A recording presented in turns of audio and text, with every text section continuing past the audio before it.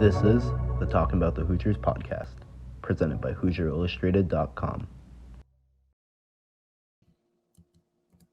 Hello, ladies and gentlemen. Welcome to episode 13 of the Talkin Bout the Hoosiers podcast, presented by HoosierIllustrated.com. It's just you and me, Kyler, today. We got a lot to talk about. IU jumps into Big Ten schedule tomorrow. They just had wrapped up their non-conference schedule, finishing at 10-3 before, 8-3 in the non-conference because they had those two early games, but jumping into the Big Ten schedule right now. How are you doing? How was your holidays? It was good. Man, those holidays, they were long. I'll tell you that. I'm not complaining about it. It was good. I got to hang out with family and everything. So that's the absolute best part about it. But obviously keeping busy, there was a few IU games sprinkled in there, and then obviously a lot of football news still going on. I feel like every day is something new with football. But back to work today, real tired, not going to lie. So but this is actually one of my favorite podcasts that we've done. So I've done something similar to this the last 2 years. So I really like previewing the Big Ten, season and just kind of looking back and seeing how IU kind of fared with like the non-conference. But Drew, how was your holidays? That's the big question. Yeah, it was good. I back in Boston for a little bit before heading back to Indiana. So it was good to see the family and, get to spend some time at home, which I hadn't really done in quite a while. So that was it was good. But IU didn't really have much of a holiday. They had 3 games, starting off with all non-conference: Morehead State, North Alabama, Kennesaw State. It was kind of weird. It was a weird start for the 3 non-conference games, and really expected Indiana to comfortably win all 3, but that wasn't the case, as Indiana survived, had to come back from down 15 against Morehead State in the second half, pulling off the 1-point victory. Weird start. I guess Anthony Walker, career night for him, 18-9. What did you kind of see from them on the start of the non-conference, or that little 3-game run? Yeah, so obviously they had to bounce back from the Kansas loss that they just really couldn't hammer home or whatever. They took care of business. We'll say that. I think that's the best way to look at it. Indiana finished the non-conference schedule strong, even though it was hard. It was very, very hard at times for them. But that's the thing with this Indiana team. Things have not been easy for this Indiana team. They just refuse to make it easy, even though there are times where you're just like, okay, they finally figured it out. And then they'll let a team get back into the game or something like that when they really aren't supposed to do that. So, you just look at the players, the guys that stepped up. And you mentioned Anthony Walker. I think we can officially say at this point in time, he is IU's best bench player by far. Most consistent, I would say, with that. So he is easily the 6th man. He's who's going to be in the lineup. If things kind of get haywire with that front court, he's going to be in there. And then you just look at a guy like Malik Reneau, who's just had back-to-back career games, shooting the ball from the outside, stretching the floor, showing his overall game, and just being dominant in the post. And the big thing with Malik is he's playing a lot of minutes. I think I saw a stat the last 2 games. It was around a little over 60 minutes a game that he played. He's not getting in foul trouble. And I think that's the maturity of his game. That's the big part about it. As a sophomore, you don't expect a guy like Malik Reneau to be a leader on this team, to be that main guy. But he's got similar characteristics, I would say, as Race Thompson and Trace Jackson Davis. And as far as his leadership roles is. And honestly, that was probably the best thing that could have happened to him coming in his freshman year and being behind those 2 guys and learning from them. And he's mentioned it before, the motivation that he has this season is from those 2 guys. And that's some great motivation right there. So Malik Reneau is playing really, really well right now. Obviously, Indiana's fighting still a little bit of injury troubles. We haven't seen Xavier Johnson. I think this is last game was the 6th game that he was out. So, But it's encouraging to see him without his boot. He's shooting a little bit in warmups. He's shooting off 2 feet. His jumper looks back to where it was.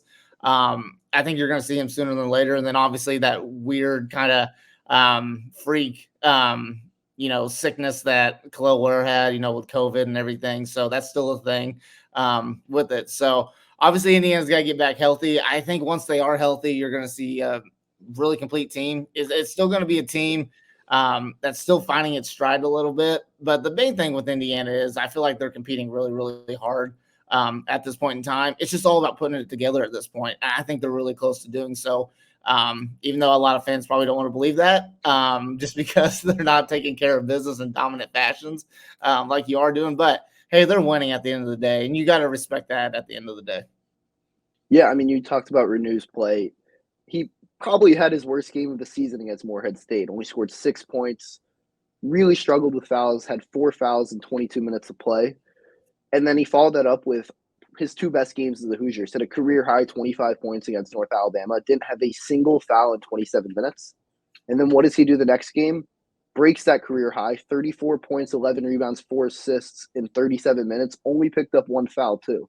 So 1 foul in 64 minutes of play from Reneau is exactly what you want to see from Mike Woodson in Indiana basketball, because this team is so much better when he's on the court. We saw it against UConn early in the season. When he went to the bench with foul trouble, that's when the game got out of hand. And then he fouled out, and Indiana lost pretty much their entire spark on offense.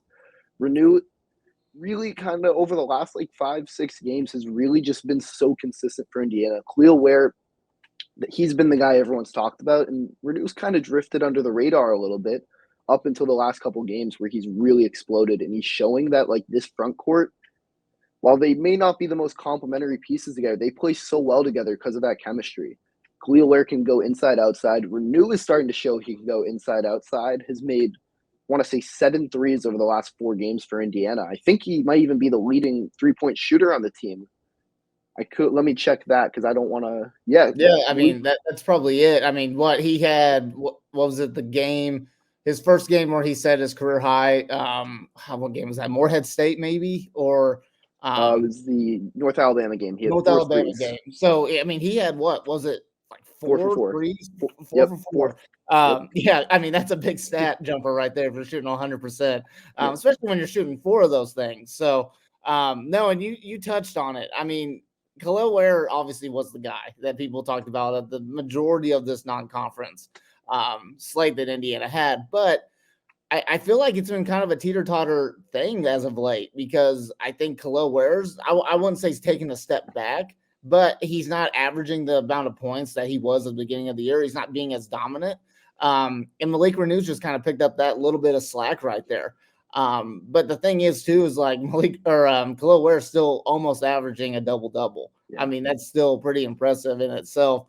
The fact that you have Malik Reneau playing the way he is right now, plus you still got the Khalil Ware factor, who's just kind of in a slump, don't even really want to call it that.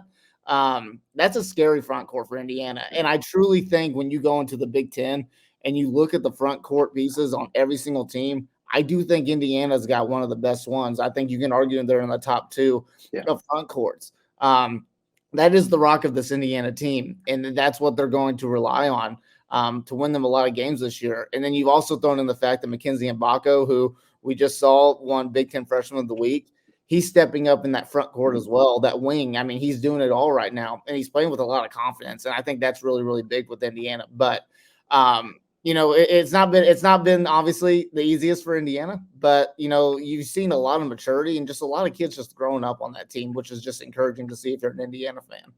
Yeah, I do want to talk about Mgbako, but I have one more thing I want to add about Reneau. I mean, there's really only one criticism when I see his game, and it's the turnovers. He's averaging 3.1 a game, leads the team, and Reneau taking care of the ball is that next thing for him, where he goes from a really, really good player to a special player, and he has all the tools. It's just sometimes it seems like he gets so locked in on I want to score, or gets so locked in on I need to make this pass, and doesn't really, sometimes it seems forced, but at the same time, he's so talented that even when it's forced, it's still working because he's such a talented forward. And once he's able to kind of cut those turnovers down a bit, he's going to be one of, if not the best big man in the Big Ten. I mean, I say that knowing Zach Edey is also in the conference, so let's say one of for now, but Reneau has all the skill, all the talent to be a very special big, and really filled the Trey Jackson-Davis role. As everyone kind of was like, oh, the back to the basket, it's going to be Khalil Ware. And he's been good back to the basket, but his game has been a lot of spot up, a lot of driving, has replaced the alley-oop threat of Trey Jackson-Davis, but the post presence, it's been Reneau this year. Yeah, it absolutely has. And now here's the question I want to get your take on it, Drew. Is it possible that Indiana has, we'll set the bar at 4, 2 of the top 4 bigs in the conference? Is there a chance that could happen? you're putting me on the spot for that. Yeah, I didn't want to give it a big Yeah. number because it is realistic. I didn't even want to put it up to 5, but we'll say 4. Could they potentially have that? I mean, obviously you got to look at the stats and everything. And maybe we're just overhyping just a ton right here, but I feel like it kind of is a realistic possibility when things are all said and done come March. Yeah, I mean, it's a crazy thing when I hear it, but I'm looking at it and I'm like thinking maybe it's not. I mean, it's definitely, I mean, it's at least 2 of the top 6, 7. I mean, Yeah, so talented. I mean, obviously Zach Edey is number 1, so it's who do you have in that 4? Are you considering Dawson Garcia big? And it's guys like that, so it's kind of fitting the what big versus forward, you know? So it's right. I would say I think I might say yeah at this point, but Yeah, I mean, obviously you look at Zach Edey, you mentioned it, he's going to be number 1. There's no argument there. And then it gets really interesting. You did mention Garcia. I think you would throw him in there. But you also look at a Coleman Hawkins from Illinois. Rutgers, their big guy. Who is that? Mourier, Cliff Yeah, Mourier. got him. And then Michigan, you have Olivier Nagamo, who, I mean, I definitely butchered that like crazy, but I mean, we saw what he did against Indiana. Right. I mean, he had 18 and 5 that game, has been on a tear, had 24 against Florida. I mean, he's really played well despite Michigan being as bad as they've been. So, Yeah. I mean, it's definitely there's definitely a conversation to be had that Indiana could have 2 of the top 4, top 5, top 6 bigs in the Big Ten. That conversation is a real conversation that could be had. Yeah, it really is. And I'll be curious to kind of, revisit this conversation probably at the end of January, see where everything's at. So, but right now things are looking up for that front court of Indiana, and they are playing up to their potential right now. Yeah, and then other name, we touched on him a little bit, Mackenzie Mgbako. I mean, I think you said it. He was just named Big Ten Freshman of the Week. And he has really turned his season around. He had let's call it out as he had a very bad start to the season. I mean, on and off the court, we know the issues. We know everything that happened in the first couple days ahead of the season. But then, and it really seemed he was struggling defensively. And while he still has a lot of room to grow on that side of the ball, he really has improved offensively. As we saw, his first 5 games, he was labeled as a guy who needed to score the ball. He only reached double figures once, and in that game, he was 3 for 9. And since those first 5 games, he has scored in double figures every single day for Indiana. He is growing up before our very eyes, and I think Mike Woodson's kind of proved his point a little bit.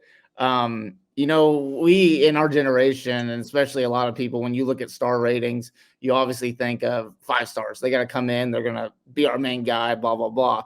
Well, that is the case a lot of the times. I will say that. There's a lot of times where someone at Duke is a 5-star freshman. Kentucky's notorious for that, having a 5-star freshman come in and be a guy. Not every single 5-star freshman can come in and produce right away. Now, Michael Woodson gave Mackenzie Mgbako, gave him the opportunity to obviously, he was a starter from day one. He's been a starter since day one. Give him that experience, and he's been just patient with him and everything. And as you've noticed slightly, he's getting a little bit more confident in Mackenzie Mgbako.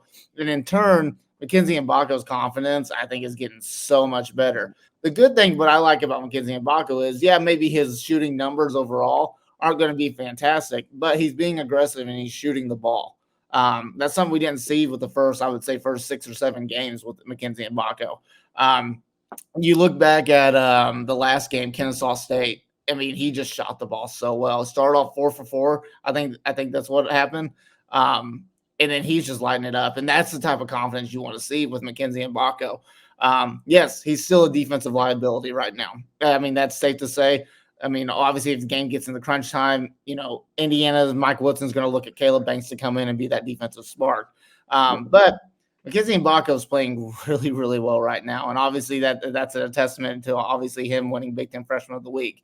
I don't think that's going to be the last time we see him as Big Ten Freshman of the Week as well. I think there's going to be plenty of opportunities. So the good thing about Indiana is he's hitting his stride almost at the right time, and he's building confidence. And you hope by say mid-January or late January even, you hoping that he's going to be one of the top scorers in the Big Ten, and that's just going to benefit Indiana. As long as his motor continues to improve and just gets better and better. And hopefully his defense comes with it. Indiana's got a really deadly, front court wing type of game. And then at that point, it just all comes down to guard play, which we've seen plenty of times. So, you got to give major props to Mackenzie Mgbako. Already came into the season with a lot of question marks, a lot of things around him, but he's growing up and he's becoming a good basketball player for Indiana. So you got to give major props to him with that. Yeah, all right. So I do want to ask you about Kennesaw State. Came out blistering hot. Yes, he had 3 fouls in that game, so dealt with some foul trouble, but only played 14 minutes. I guess, what were your kind of thoughts, like takeaways on that? We know the defensive struggles are real. He had some issues in that game. But when a guy's 5 for 7, 4 for 5 from 3, and only playing 14 minutes in a game, feels a little odd, to say the least. And I myself was a little baffled at the lack of minutes for him, especially after that hot start. Yeah, well, I think I'm going to look at this from a coaching perspective here, and you can look at it a bunch of different ways. What you just said, I think that's a very fair, reasonable reaction to a lot of, and obviously with a lot of fans, but you also got to look at this. So let's break down that game just real quick. Indiana scored 100 points that game. There was no problem with their offense whatsoever. The problem is we're going to go back to Mackenzie Mgbako's defensive liability talk or whatever. That's where the issue comes in. So yes, Indiana's offense was clicking and everything like that, and it did click without Mgbako on the floor as well. So that's a good thing. Now, they'd be a different situation, let's say, if Indiana's offense just went stagnant again and, they've got their best scorer on the bench or everything. That's another conversation. But the offense kept chucking along and everything. And even though there was probably like 1 or 2 little small, scoring droughts or whatever, it was pretty consistent all the way through. It just came down to the defensive part of it. And in that situation, you want a guy like Caleb Banks in there who knows what the defensive plan is. As my phone dinged real quick, but you want to go in and with a guy that's got the defensive rotation already put in place, and a guy that understands what Mike Woodson wants, and a guy that's going to bring with energy, and he's just going to play his tail off. So that's why you look at it that way. Do I think Mackenzie Mgbako should have played a little bit more than 14 minutes? Absolutely. I think that is a little bit of a problem, but I understand where Mike Woodson was coming from in that situation. I think if the offense went stagnant or whatever, went into a big of a scoring drought, I think that's when he probably would have looked at Mackenzie Mgbako and did a little defensive, offensive kind of rotation with that. But I see where he's coming from at the end of the day. So I'll go ahead and give Mike Woodson all the credit right there. Yeah, so it's one of those things. He's got to get better on the defensive end, but a lot has been made about Woodson's system. It's not an easy system to learn. It's for those who, it's a pack line defense. It is a pack line, anything but the paint, and Indiana gives up a lot of threes as a result of overhelping. I guess, is that something you want to see adjusted more as teams continue to kill Indiana from outside? Absolutely. That's been a problem with Mike Woodson and his teams the past 3 years. It's just overhelping on the drives, the straight line drives, the kickouts are just killing Indiana. And it's not even necessarily a kick out. It's just the fact that you're overhelping and you're just allowing someone else to have a wide open look pretty much anywhere on the floor. So in today's game, it's all about shooting the 3-ball a lot of the times, and a lot of teams can shoot the 3-ball really, really well. So I think that's going to be the one thing that Indiana's really got to fix. They are communicating, we'll say that, but they need to communicate more, and they need to be smarter about overhelping. There's just too many times where you overhelp on a straight line drive, and that's not even necessary. Because I would say probably 8 times out of 10, even if they got beat on a straight line drive, you're going to have someone like Khalil Ware or Malik Reneau to contest that shot. So you got to be smart and aware of that. So I think looking at the total, I would say, weakness of this Indiana team, it's that right there. Obviously, the free throw shooting is another issue with that. And obviously, I think the offense has gotten a lot better. The three-point shooting, I think, is getting better. So that's a good thing to do. But obviously, you just got to look at this defensive part. And, Mike Woodson, that's got to be killing him because he is a defensive coach. It starts on the defensive end and the offense comes. So, if they can get that figured out and adjusted, I think they'll do just fine in the Big Ten. All right, so I guess speaking of the Big Ten, we might as well just jump right into predictions. Indiana is currently 2-0 in the Big Ten, 10-3 in the season, but where do you kind of have them finishing in the Big Ten? What do you kind of see that record as? Yeah, so I am the optimistic guy here. So, and people that have listened to us all the way back in the Indiana football podcast that we did early on with this, I'm pretty optimistic. So when I looked at it, if you look at the schedule overall, it's not a hard. It's a hard schedule, but not as hard as what it could have been. I always look back at Indiana's Big Ten schedule last year, how brutal that one was. This one's a little bit lesser, especially the fact that they've got some favorable home matchups as well. So I look at it, Indiana's already started off 2-0. I think that they're going to win their next, let's see what I've got. I think they're going to win their next 5 games. So if that doesn't tell you anything, I think that's a really good start. It's not going to be easy at all. But overall, I think Indiana has a chance. Realistic chance, I think, at a 15-5 Big Ten record. And that's you may call me crazy on that one or whatever, but when I look at college basketball as a whole, especially in the Big Ten and Power 5 conferences, I value home court a lot. And I think they're going to protect home floor for the rest of the season. Obviously, you got Purdue coming in at some point, but I think you kind of know that Indiana is ready to compete when Purdue comes into town now. It's just all about winning games on the road. And I know Michigan's not the best team right now, but the fact that they went on the road and beat Michigan, I think that shows a lot about this team's toughness. And that's what it comes down to when you want to win on the road. You got to show a lot of toughness, and obviously you just got to hope things go your way a little bit. But I think this Indiana team is going to prove a lot of people wrong. It's not going to be pretty at all. I don't think there's going to be one single pretty win for the rest of this year, but they're going to figure out ways to win the game. So I see them at a 15-5 record, which I think that's obviously helps them get into the NCAA tournament. I have them finishing at a 25-8 record. The losses I do have for them, since I've only got so few, I've got them losing at Wisconsin, and then I've got them losing their game right after that at Illinois, and then I've got them losing at Ohio State, losing at Purdue, and then I've got them getting falling into, I guess, kind of like a trap game at Maryland at the end of the season. So it's going to be tricky. I mean, it really is. I mean, obviously, I'm way optimistic here. Probably going to be a lot more optimistic than what you're going to be. So I'm going to say you have them beating Rutgers on the road, something Trey Jackson Davis never even did. Yeah, and that's the thing. And that's honestly, I'm going to look at that. That's honestly the one game that I really had trouble looking at. But the thing is, Rutgers, they might be the worst team in the Big Ten. There's a big chance that they might be. Now, obviously, it's going to be hard to win there. But I think this Indiana team, if they're going to do it, and the fact that Rutgers is kind of taking a step back this year, this will be the year to do it. Yeah. All right. I'm looking for the last time Indiana beat Rutgers in Piscataway, New Jersey was in 2018. So that's an Archie Miller team, correct? Yes. Yep. Is that his last year, I would say? No, it'd be the year before. Okay. Yeah, it'd be okay. Yeah. That makes sense. Yeah. Just for fun, I'm going to take a look at the box score. The leading scorer for Indiana was none other than Juwan Morgan, who scored 24 and 8. That had 24 and 8 rebounds. That makes a lot of sense. He was a dog back then. Juwan's honestly one of my favorite players to come out of IU in a long time. He's a severely underrated player for Indiana, and he played out of position a lot too. So undersized center. I mean, that was hard to do in the Big Ten. Yeah. But yeah, that shows you how long it's been since Indiana beat Rutgers on the road. So if they're able to do that, it would be huge for them moving forward. As you said, I am a lot less optimistic about Indiana in the Big Ten play. I keep coming back and forth. I'm gonna stick with it. I'm gonna go. Indiana's gonna finish the Big Ten season at 500. They're gonna go 9-9 over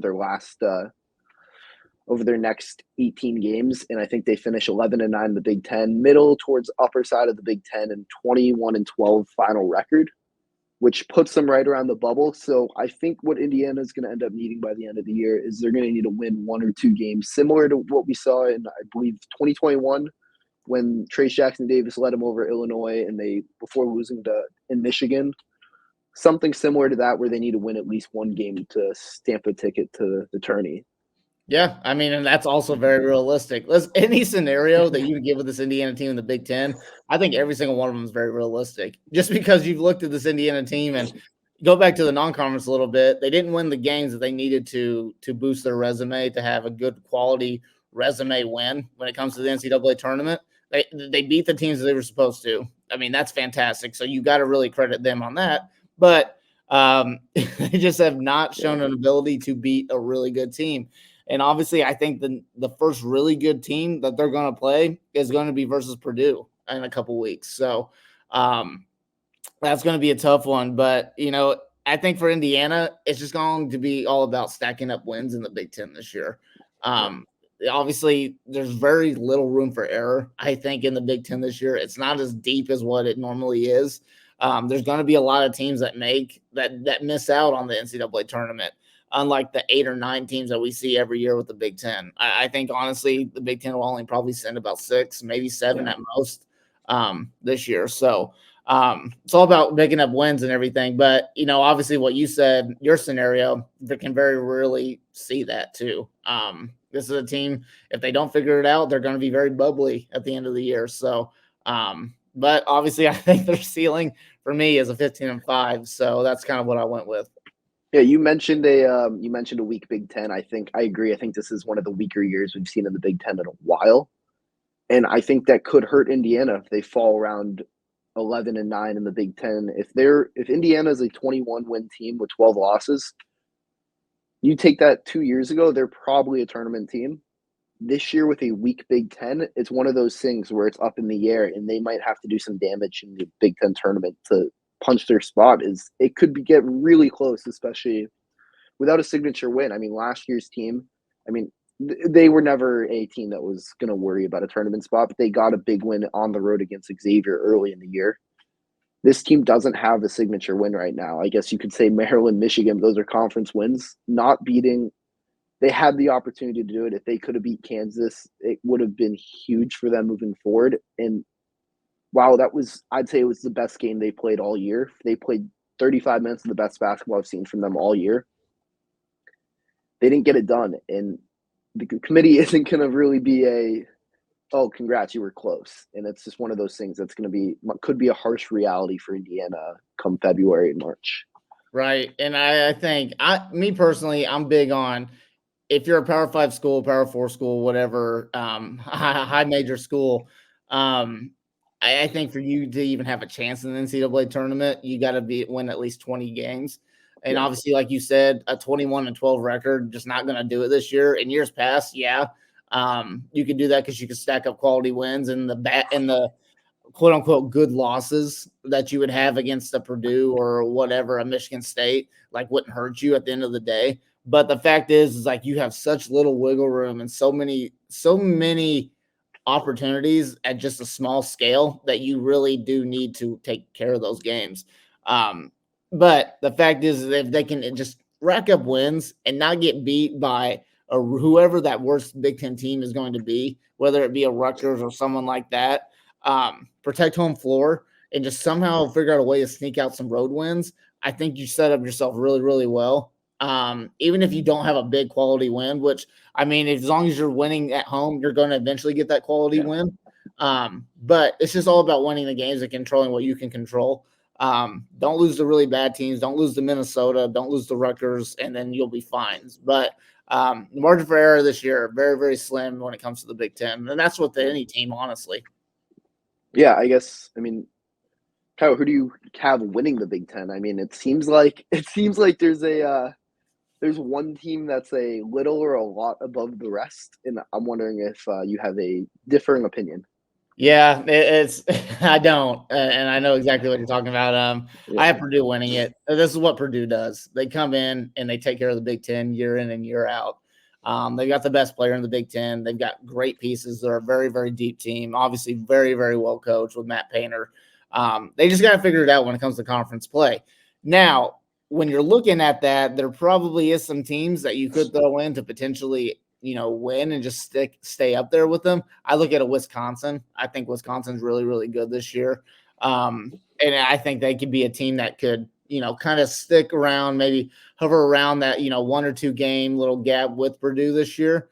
But I think obviously you want to look at it, and it's until you're beaten, prove me wrong or whatever. I think it's going to be Purdue by I would say they're pretty much a lock to win it right now, but that's not to say a Wisconsin or maybe an Illinois. I know they're going through some player problems right now with Terrence Shannon and everything, but they're another team that could do it. And obviously, based off my record, I don't see why Indiana couldn't at least be competing right now, especially if you start off winning as many games. Your first 8 games in the Big Ten, like I have Indiana, that sets you up pretty well. Yeah, I also have Purdue. I just think Purdue is a head and shoulders above the rest. I thought Michigan State was a sneaky team to be, or not even sneaky. I thought Michigan State had all the tools and they started to figure it out as of late, but still haven't shown me enough to give me, I guess, confidence that they can win the Big Ten, especially after their really bad start to the year.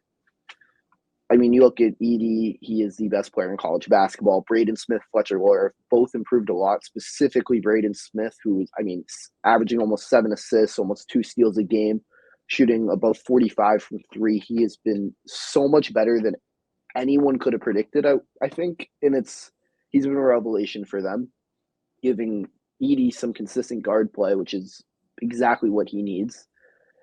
If you ask me, brought up Terrence Shannon. I'm not really going to go into that, but prior to that, I would have thought Illinois was a team that could have knocked Purdue off the top. Now I'm looking at it, who could really do it? I don't really have an answer other than Purdue. Outside of injuries, maybe. Maybe if Michigan State gets hot. There's an old saying up in East Lansing, it's January, February, then Izzo. And it's one of those things where, doesn't matter how bad they start, Michigan State usually finds a way to play their best basketball around the right time. So, especially in a Big Ten tournament, that's a team that could be very dangerous. But to win the Big Ten regular season, I just don't see how it's not Purdue. Right, and obviously it's very, very hard to win back-to-back conference titles. It is. It's just very, very hard to do. So it's not. It's not out of the possibility that Purdue doesn't win. As my phone keeps buzzing, I'm just a busy guy today. This is just great podcasting, Kyle. Great podcasting. I didn't mute my text or anything. But no, to go back to my point, there is a possibility that Purdue doesn't win. But right now, just the way that they're winning games and the fact that they've only lost one game, and that was a conference game to Northwestern, a team that, I don't know, could be sneaky enough to win the Big Ten. We just don't know yet. But obviously, I think the player of the year is pretty much wrapped up with Zach Edey when it comes to the conference. There's no player that's going to catch up to him right now. He would have to really – he pretty much have to go scoreless in a few games for that not to be a factor. So Purdue just knows how to play a conference. They just know how to do it and get it done, and that's their bread and butter. It's Big Ten basketball, and then they just figure out the rest when it comes to NCAA tournament time. Yeah, a guy we both mentioned before the year was Tyson Walker. He's been very good as advertised. It's just Michigan State doesn't have the team success to rip Zach Edey of another Big Ten Player of the Year award. And Edey's been great. There's no knocking, nothing you can say bad about Edey. 23, 10, 2.4 blocks per game. I just saw this. His player efficiency rating is ridiculous. 38.2. Yeah, it's incredible. That's just a really good rating. The next closest guy of someone who's playing real minutes it's 27.6. You're not, what he's doing is ridiculous. He is 7'4". He uses all of his length and size to dominate the game, and no one has really had an answer for it. And you know what? Good for him. Good for Purdue. They have shown they are the best team in the Big Ten by far so far, and definitely have an argument to be the best team in the country. I believe. Are they number 1 in the country right now? Yes, they are. They are the number 1 team in the country. Well, yeah, and it makes sense. The last point I'm going to make on Edey is, the knock with him was, he's just big. That's just what he does. He's just big. But I'll be the first to admit, I was kind of one of those guys for the longest time. But the way that I've seen him play this year, and what I saw how he played last year, especially against the Trace Jackson Davis and those guys, he's more than just big. He's actually a pretty good basketball player, and he's just getting better and better. Obviously, I don't think he's a big pro NBA type of guy. But as far as the college game, he takes advantage of his size, no doubt, but he's getting better and better. So you just have to respect that at the end of the day. All right, we can. It's an Indiana basketball podcast. We're talking more Big Ten, but let's enough with the Purdue talk. Let's move, let's move it along. I don't think that's what the people want to hear on this podcast specifically. Let's go to Kyle. Who's your surprise team in a good way this year? I guess maybe not had the best start to the year, or a team that you think like maybe people are underestimating, sleeping on them a bit, and they could be a real player in the Big Ten this year. Yeah, so my team, and this dates back all the way to last year, honestly, the way that they played at the end of the year, and then how I thought they were going to be a sleeper team when it comes to the Big Ten tournament. But I'm going to go with Nebraska, the Cornhuskers. They are clicking finally under Fred Hoiberg. It's been a rough few years. I think this is what Fred Hoiberg's maybe 5th year at Nebraska, somewhere around there. They had some rough years there. Obviously, it's hard getting talent at Nebraska when it comes to basketball. It just is. It's not a very attractive place to play. Fred Hoiberg is a really good coach. Yes, he struggled in the NBA. I think he's with the Bulls, if I remember correctly. Yeah. Struggled in the NBA, but you look back at what he did at Iowa State, really, really good. And when he came into the Big Ten, I remember it's not going to be long until Nebraska's really good. And this year they've got some players, and they've got some honestly, they got some dogs on there, and it really starts with their point guard. And I'm going to have you pronounce his name. Keisei Tominaga, one of my favorite players. Shout out to my roommates. I mean, we've been a huge fan of this guy. I mean, played in the Olympic Games in the 3-on-3 for Japan. Can shoot the ball. Probably one of the best, if not the best, 3-point shooter in the Big Ten. He definitely has that argument. I mean, the percentage might not look great, 33%, but I'm telling you, he can shoot the ball. Watch him play. Don't look at the stats. He is a sniper from beyond the arc. Yeah, and what I like about him too, he's a floor general. He's a do-it-all type of point guard, honestly, and that's what you love to see. So you look at that, and then plus they've got some really good pieces around them as well. They're actually kind of a deep team, I would say. Just the times that I've watched them, they have some players on their bench as well. They are going to figure it out, and I think they're a team that's going to push to make the NCAA tournament this year. I don't think that they're going to win the Big Ten. They just don't have the players to do that. But they're going to be a top 5 team, I would say, in the Big Ten when it's all said and done. That's why when you look at tomorrow's game or tonight's game or whatever time you're listening to this podcast, it's going to be a tough game. It is not easy to go into Nebraska anymore and win games. And Indiana's going to find that the hard way if they're not ready to play. You don't want to call it a trap game because I think you got to respect Nebraska a little bit more with that this year. So I think they're going to be a really tough team this year, and I'm really, really high on them. Yeah, I wouldn't even call it a trap game. I mean, I think Nebraska has been the better team this season. I don't think there's a way you could watch Indiana thus far and say they've played better than Nebraska. Indiana has more talent and has all the potential to be a lot better than Nebraska, but Nebraska has played better thus far, and you see the spread. I believe it was 6 points. Pretty high number. Nebraska, which seems high, but it's one of those things I'm like, yeah, that makes complete sense the way Nebraska has played this year. Yeah, and obviously, just one quick note. I think what they're 11-2 going into this game, Nebraska. Yes. I mean, they do have that. The thing is that they won versus Michigan State, who we might get into a little bit later here. But they won versus Michigan State, but they also lost to Minnesota. So that is a little iffy, a little head scratching, but that's the Big Ten for you. So you're gonna lose some games that you're not supposed to, but you're gonna win some really big ones as well. So, but I think Nebraska, they're gonna be a pretty consistent team. They're gonna be a team you don't want to play, especially when it comes to the Big Ten tournament.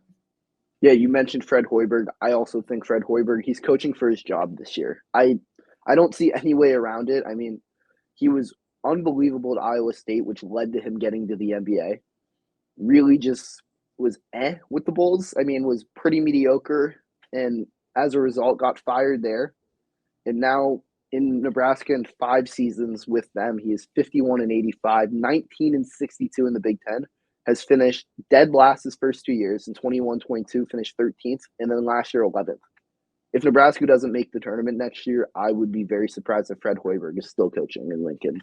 Yep, I can totally see that too. He definitely is coaching for his job, but he's a good of a coach that I think that he gets into the right place, he's going to do just fine. But this year, I think he's proven a lot of doubters wrong.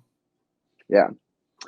My surprise team, it's going to be, we talked about it a little bit. It's Michigan State. They had a terrible start to the year. They've had a terrible start to the year. Lost their opening game to James Madison, lost a tight one to Duke, then lost to Arizona. You look at their losses, a loss against Wisconsin. Wisconsin is a very good team. I believe they're number 23 in the country. And then on the road, Nebraska, another team we were just praising. Other than the James Madison loss, and James Madison has been pretty good this year. They've been around the top 25 all year. No, they're number 19 right now. Yeah, they're 13-0, 19 in the country. Michigan State, their losses aren't as bad as they look, but an 8-5 record through the non-conference is not what you want from a Tom Izzo team. But this team just seems to find a way consistently year after year to put it together when it matters most. And you look at their Big Ten schedule, they only play Purdue once. It's on the road. They play Illinois twice, which is tough. They play on the road Wisconsin again, but it's a lot of winnable games. I could easily see Michigan State finding a rhythm and finishing towards the upper half, top 2, top 3 in the Big Ten, and get back into the tournament where a lot of people really expected them to be. They were a top 5 team consensus in the country coming into the year.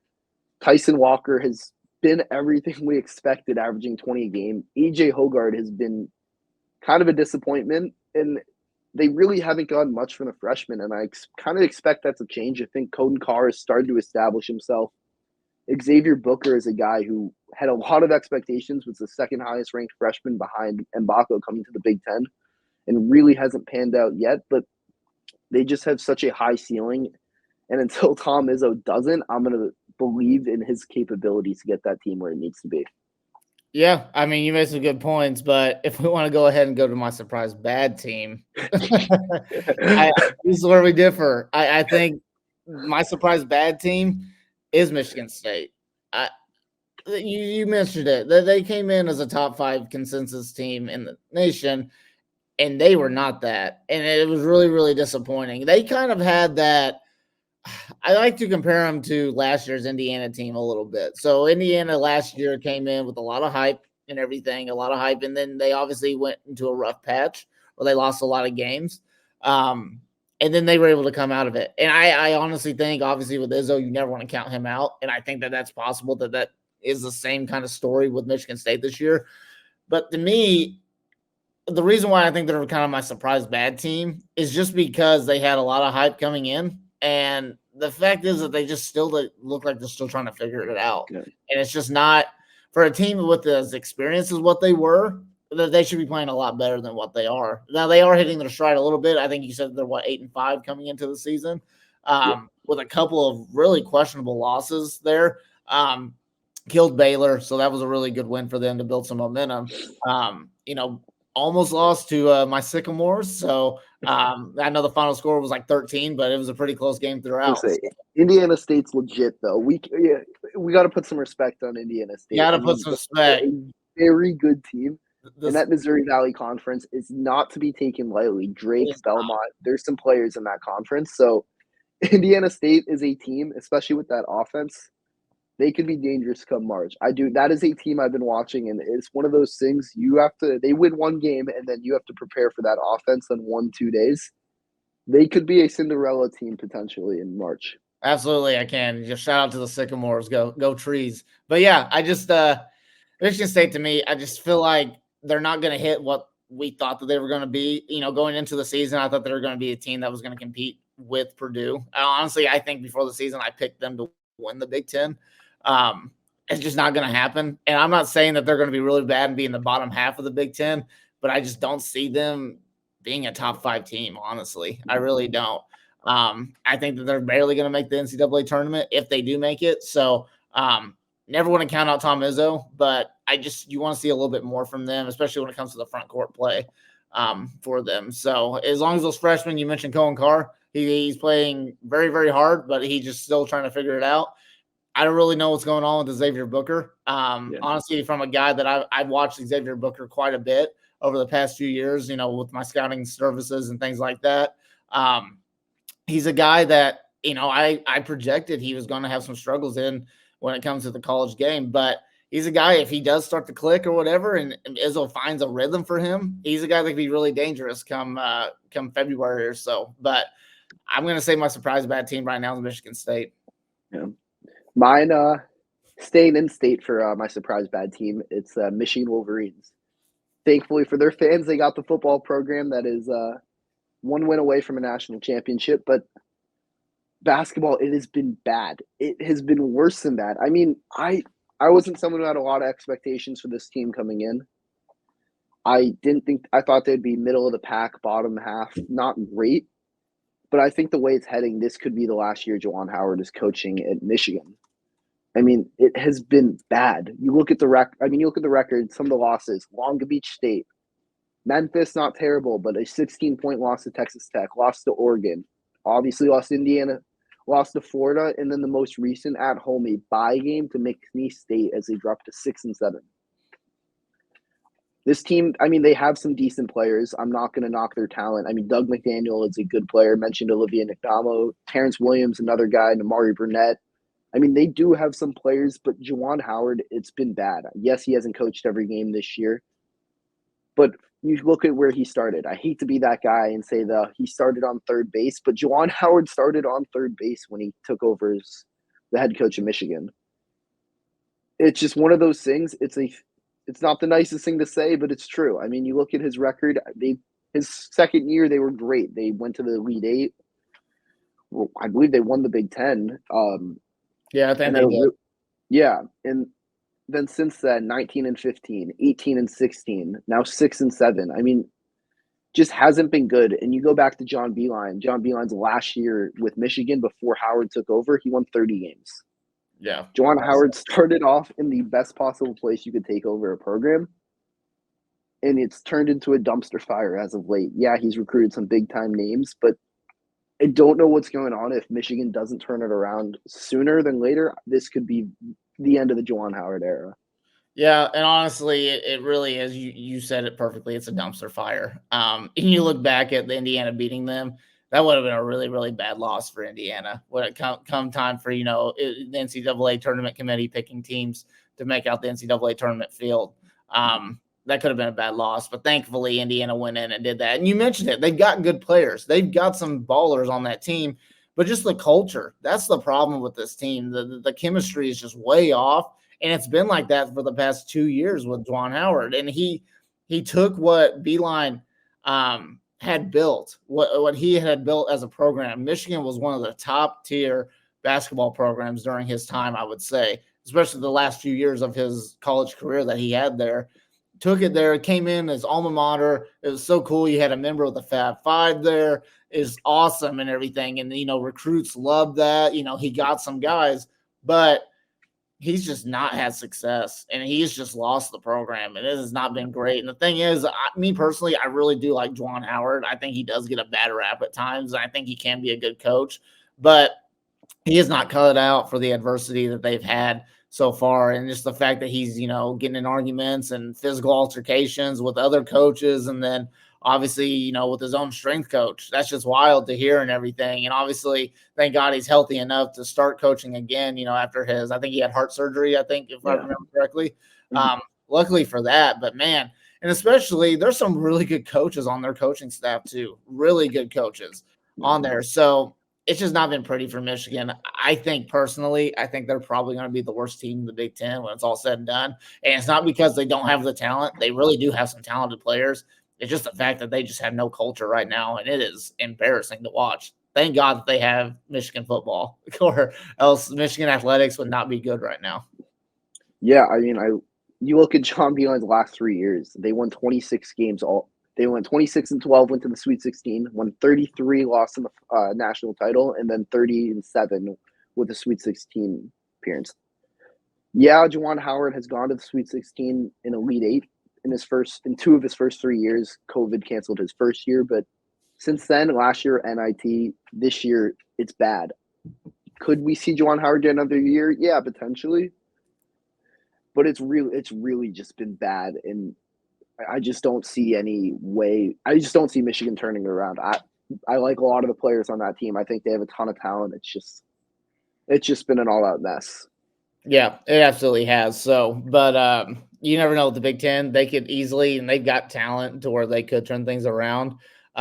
it just always feels weird. It just feels weird for me to say that Michigan's going to be one of the worst teams of the Big Ten, just because they're always consistently in the mix. It feels like, but if they don't figure out something right now, I mean, they've got to be near perfect the rest of the way through if they really want to turn the season around. So, right now, dumpster fire, a complete mess, and right now, I would say probably the worst basketball program in the Big Ten at this current day and time. Yeah. Little update for Indiana basketball playing Nebraska tomorrow night. Rink Moss, who has not played in a while, has a knee injury, averaging 9.93 assists. Did contact work in Tuesday's practice and will be a game time decision on Wednesday night. So something to monitor for Indiana. One of Nebraska's best players could be coming back. So it'll be something to watch for. You said Rink Moss, is that correct? Yep. He's the guy from the Netherlands, correct? I believe so. Yeah. So what's cool, a little side story. So one of my best friends who played at Indiana State is from the Netherlands. He's actually played against him before. So he played against him in a pro. I think it was a pro league or something like that. Because obviously overseas is a little bit different. You can play pro and then come to college and everything. But he actually played against him, so he's actually pretty excited to watch him and everything. So just a little fun fact there on my end. Yeah, Moss hasn't played since December 17th, so would be a big addition for Nebraska and a big spot as, I guess, we keep saying opening Big Ten play, but with the 2 games they play in November or December, it's weird. So, like, in the restart of Big Ten play, I guess. Yeah, no, we are deep in the Big Ten for this rest of the way through, and it's going to be a grind. It is going to be a tiring grind, but we're going to find out a lot about this Indiana team. If they have aspirations, which I know they do, to get back in the NCAA tournament, Mike Woodson wants to continue to build this program more and more up, get them back to the 3rd straight NCAA tournament. Got to take care of business in the Big Ten. This team has so much talent in the world. Obviously has the highest ceiling out of all the teams in there. I would say the most potential. I will say that out of any team in the Big Ten. If they can click and they can start playing up to their potential, up to their ceiling, this could be a real dangerous team. But the problem is that they keep having these lapses and, these inexperienced, lapses that they have. It could be pretty bad. So you don't really know what to expect this Indiana team right now. My advice to Indiana fans, just be along for the ride because it's going to be a little bumpy at times. It's not going to be pretty at all. But as long as they figure out ways to win, I think that's what you got to be really, really proud about. Yeah, and if you are along for the ride, HoosierIllustrated.com is the place for you. As always, for all things IU athletics, follow Indiana_FRN on Twitter, Facebook, and check out the HoosierIllustrated.com website, and make sure to hit subscribe on YouTube and Spotify. We always have a ton of coverage of Indiana basketball and football recruiting news as well. Thank you for listening to Talkin Bout the Hoosiers podcast presented by HoosierIllustrated.com. We'll be back next week.